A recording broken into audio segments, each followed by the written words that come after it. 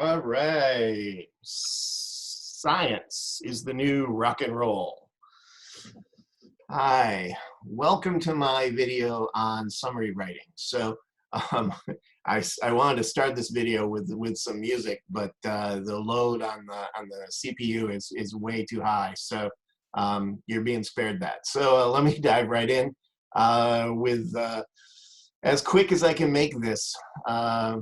Tour of how to write summaries my way and compared to the way of other people.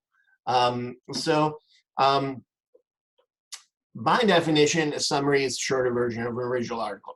That's pretty easy. Everybody understands that. The goal is to capture the main ideas of the original. So imagine starting with a pizza with everything on it, and you got a group of people, and you're trying to figure out what's the ideal pizza that everybody can enjoy. And so, you know, if you start with everything, you got to start removing some items. Anchovies is usually the first to go. I like anchovies, but a lot of people don't. You know, pineapple, there's quite a debate on whether that should be on pizza or not. But ultimately, you end up with at least crust, sauce. Most people think cheese is essential, and you know, whatever else defines the pizza, you've identified as essential ingredients, right? So with that analogy in mind, let's think about summary writing. So when I teach summary, I teach two types of summary. I teach the standalone summary, and I teach a summary that would be included in an essay or project. So let me speak to both of those, compare to somebody else's videos, and then show you an example.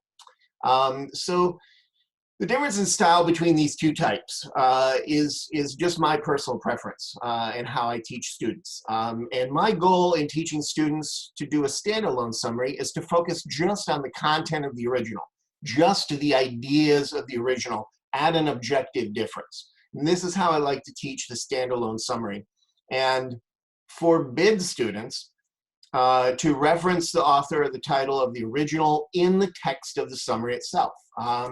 So now, typically, when you put a summary in an essay, you include these references. You mention the author and the title. But for a standalone summary, I like to tell students to start by creating a title for the summary that contains the name of the author of the original piece, the title of the original piece, and your name as summarized by.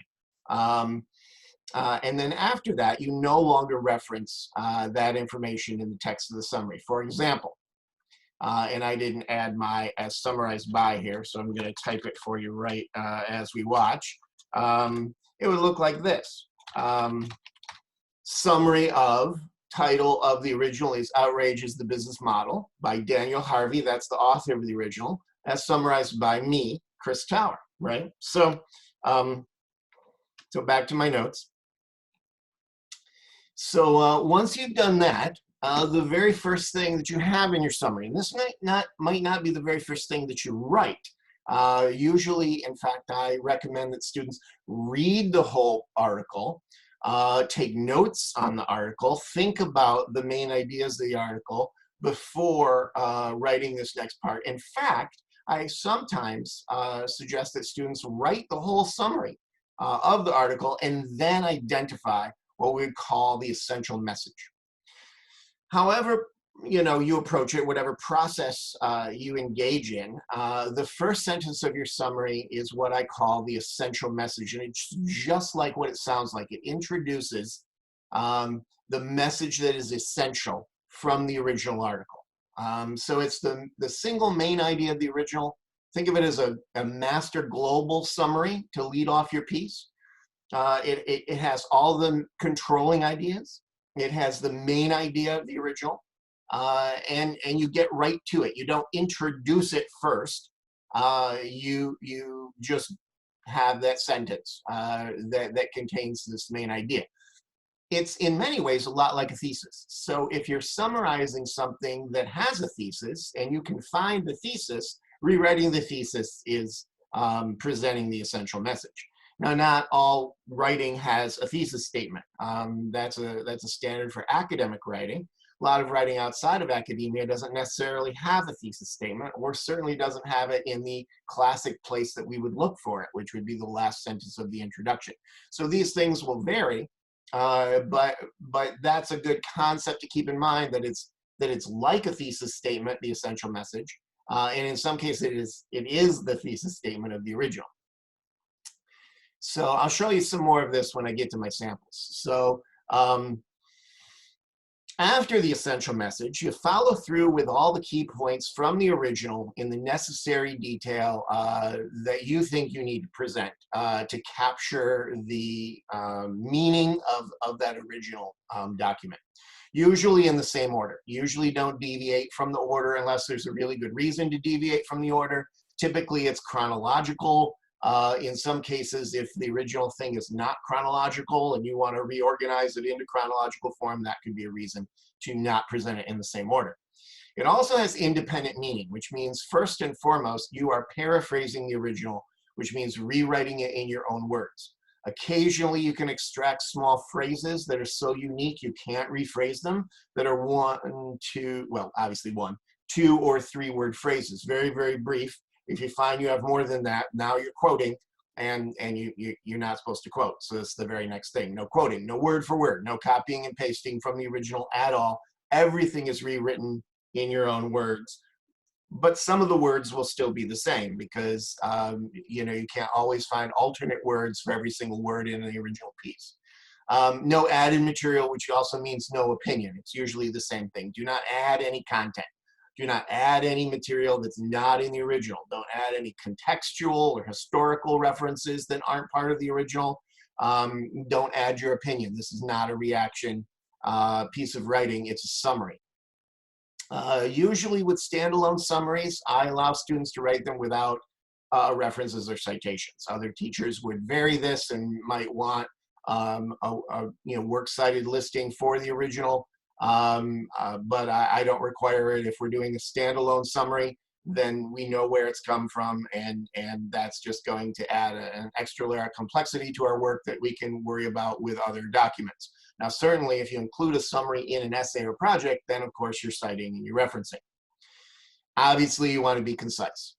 Be brief, but not too brief. The important thing is to keep the important details. And here's one of the main places I disagree with the example video that I have summarized, and I'll share the link with you, right? So you retain all the key details and ideas from the original, thinking to yourself, what's most important about the original, okay? Lastly, how you write it stylistically is third person only. In a standalone summary, like I like to teach, there isn't even a reference to the author. And that means that if the author uses first person, you have to convert all of those to third person. If the author uses second person, addresses the reader as you have to convert those to third person. So the whole thing has to be converted to third person. And in a standalone summary, it's objective. It's out away from the author, and there's no references to that.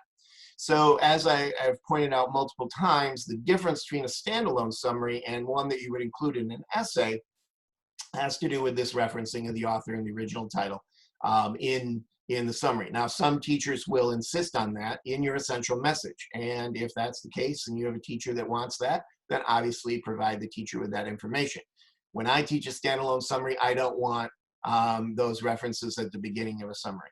Now, when you put a summary into an essay or project, then you have to make those contextual references. You have to tell the reader where the material came from, which means referencing the author and the title, and often talking about the credentials of the person that you're summarizing. Now, in the video by the other guy, it was pretty good. It's a 3-minute video, shorter than my video. But he did a pretty good job explaining the purpose of a summary. Here's notes on his video, most important info, good paragraph structure, which is more or less the same as what I have shared. I differ with him a little bit on this part, where you don't want to include too many details, dates, or figures. Sometimes I think those are relevant.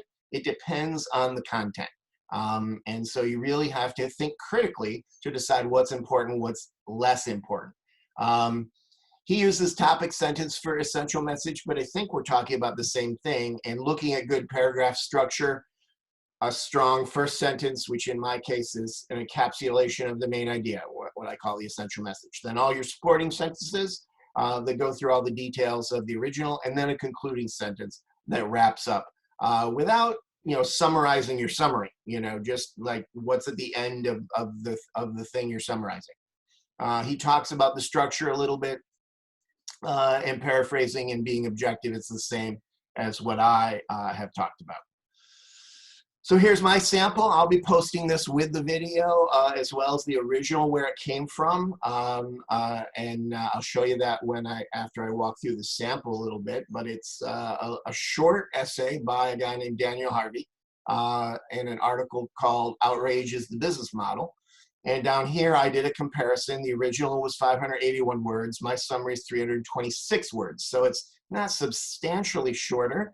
I mean, it is shorter, but I could probably make it a little shorter, but I felt that all these details were relevant to capture the meanings. So I was very careful in what I kept and what I didn't keep.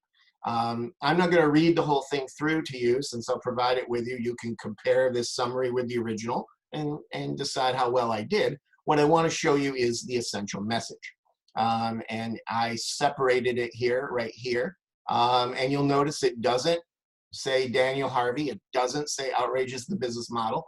It just goes right to the main idea of the piece, which in this case I felt was because anger motivates users to click and share posts virally more than happiness. Social media networks like Facebook employ a business model to promote outrage producing material over other types of content. I felt that was the main idea. You look and see how well you think I did.